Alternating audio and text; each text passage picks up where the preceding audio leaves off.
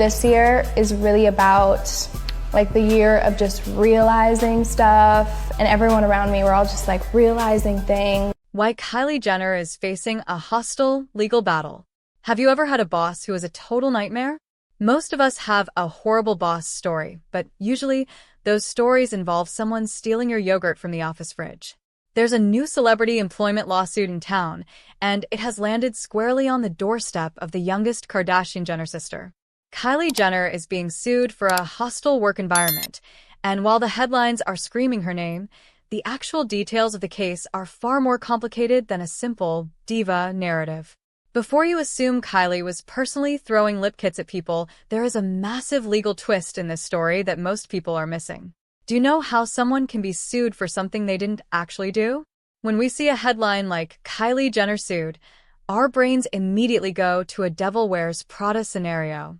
We imagine Kylie walking into a room, throwing her coat at an assistant, and demanding a latte at 3 a.m.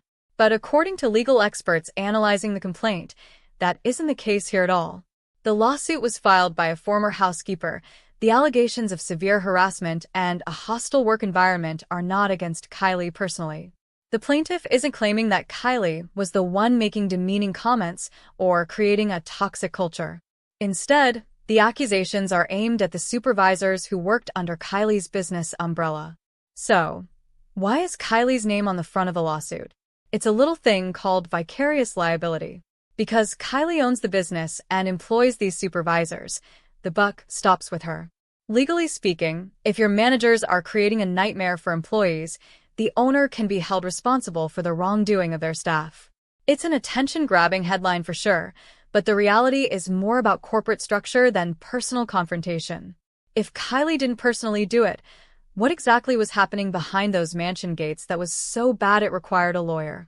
The details emerging from this lawsuit are, frankly, disheartening. This isn't just about someone being mean. The former housekeeper is alleging a pattern of discrimination that hits several protected categories.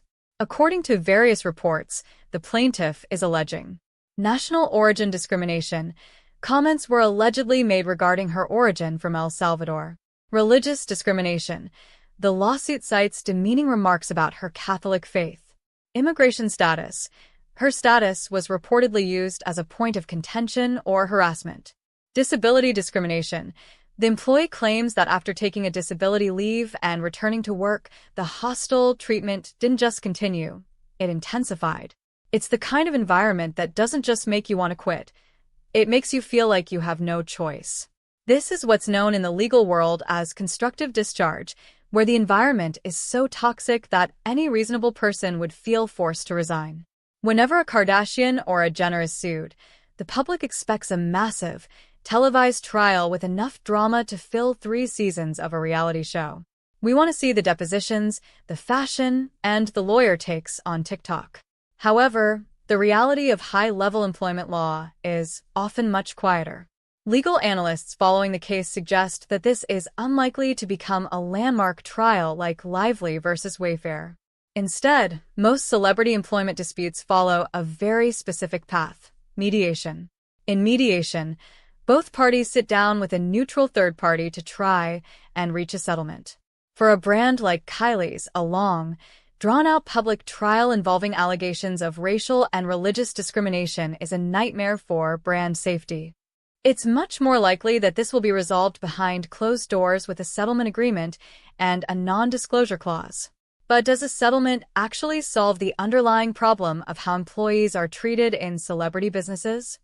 We often look at the Kardashians as if they live in a different universe, but this lawsuit reminds us that employment laws apply even to the royalty of Calabasas. What's your take?